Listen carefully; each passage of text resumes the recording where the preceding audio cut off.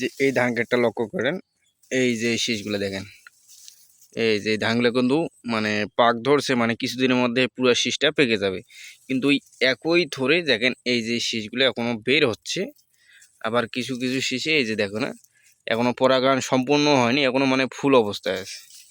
আসসালামু আলাইকুম ভিউয়ার্স।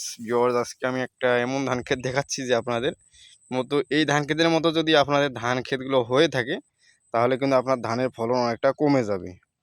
তার কারণটা হচ্ছে এই যে ধান ক্ষেতটা দেখতে পাচ্ছেন, উপর দিকে যে শীষগুলো দেখতে পাচ্ছেন এগুলো কোনো নতুন শীষ বের হচ্ছে এবং নিচে কিছু শীষ আছে। এই যে দেখেন শীষগুলা, এই যে এগুলো কিন্তু ধান পাকতে শুরু করছে, মানে কিছুদিনের মধ্যে পেকে যাবে। এই যে দেখেন, এই যে দেখেন এগুলো কিন্তু পেকে যাচ্ছে, মানে এগুলো 5 থেকে 7 দিনের মধ্যে দেখবেন যে এই শীষগুলো সব পেকে যাবে। কিন্তু এই যে শীষগুলো দেখেন, এগুলো কিছু কিছু পরাগণ সম্পূর্ণ হয়ে গেছে, কিন্তু কিছু কিছু শীষ এখনও মানে বের হচ্ছে। এই যে দেখেন, এই যে এমনটা হওয়ার কারণ হচ্ছে যে আমরা যখন ধানগুলো লাগাইছি এগুলো ছিল মূলত পাতানো বীজ। এই পাতানো বীজগুলো যখন আর কি এখানে এনে লাগানো হয়েছে, মানে যেই পুরান বীজগুলো ছিল সেই পুরান বীজগুলো থেকে আগেই ধান বের হয়েছে। তো আগে ধান বের হওয়ার কারণে মানে এই শীষগুলো থেকে আগে ধান পাকতেছে। কিন্তু একই ধরে এই যে দেখেন এখানে ধান পাকতেছে এই শীষটা, কিন্তু এখানে এই যে দেখেন এখনও শীষ বের হচ্ছে। তো এইভাবে শীষ বের হচ্ছে, আবার এই যে এদিকে শীষ বের হচ্ছে, আবার এই যে দেখেন এগুলো পেকে যাচ্ছে, আবার এইদিকে কিছু ধান মানে পরাগণ সম্পূর্ণ হয়েছে। মূলত এখানে 3 ধরনের ধানের শীষ লক্ষ্য করা যাচ্ছে।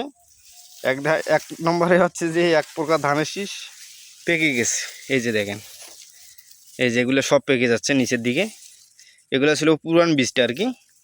তো এই যে দেখেন, এই যে এগুলো সব পেকে যাচ্ছে, এই যে নিচের দিকে অনেক শীষ পেকে গেছে। এই যে দেখেন, এই যে এগুলো পেকে যাচ্ছে, আর এই যেগুলোর পরাগায়ন সম্পূর্ণ হচ্ছে। আবার কিছু কিছু শীষ এখনও পরাগায়ন সম্পূর্ণ হয়নি, এগুলো সময় লাগবে। তো এখানে 3 ধরনের শীষ হচ্ছে। এক হচ্ছে কিছু ধানের মানে পেকে গেছে, আবার কিছুগুলো পরাগায়ন সম্পূর্ণ হয়েছে, আবার কিছু শীষ বের হচ্ছে। এতে করে কি হবে, আপনার যে ফলনটা সেটা 3 ভাগ হয়ে যাবে। দেখবেন যে আপনার ধান কাটতে কাটতে হয়তো কিছু শীষের ধান আপনার ঝরে যাবে, আবার কিছু শীষ দেখবেন যে আপনার পাকছে, আবার কিছু কিছু ধান আবার পাকবে না। তার কারণ হচ্ছে এই যে দেখেন, এই থোরটাতে আপনাকে দেখাই, এই যে দেখেন এই যে এই শীষটা পেকে গেছে। এই যে এটা কেবল এই যে শীষটা কেবল বার হয়েছে, মানে পরাগায়ন এখনও সম্পূর্ণ হয়নি। এই যে দেখেন এখনও সাদা সাদা ফুল আছে, কিন্তু উপর দিকে দেখেন এই যে এগুলো পরাগায়ন প্রায় শেষ। তো এখানে 3 ধাপে ধান পাকতেছে। এক ধাপে ধান পাকাপাকি অলরেডি শেষ, আর কিছু কিছু ধান মানে কিছুদিনের মধ্যে পাকতে শুরু করবে, আর কিছু কিছু ধান পরাগায়ন সম্পূর্ণ হতে হতেই মানে ধান কাটা প্রায় শেষ হয়ে যাবে। এতে করে দেখবেন যে আপনার ফলনটা মারাত্মক হারে কমে যাবে, ধানটা আপনার 3 ভাগ হয়ে যাচ্ছে। দেখবেন আপনার ধান কাটতে কাটতে কিছু ধানের শীষে আপনার চিটা থেকে যাবে, আবার কিছু কিছু ধান পেকে গুঁড়িয়ে যাবে। এতে করে আপনার ফলনটা দেখবেন যে কমে যাচ্ছে।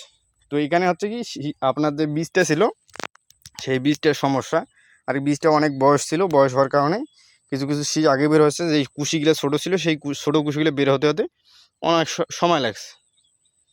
তো এই হচ্ছে অবস্থা। তো বন্ধুরা আজকে পর্যন্তই, সবাই ভালো থাকবেন। ভিডিওটি ভালো লাগলে অবশ্যই আমার চ্যানেলটি সাবস্ক্রাইব করে রাখবেন। আসসালামু আলাইকুম।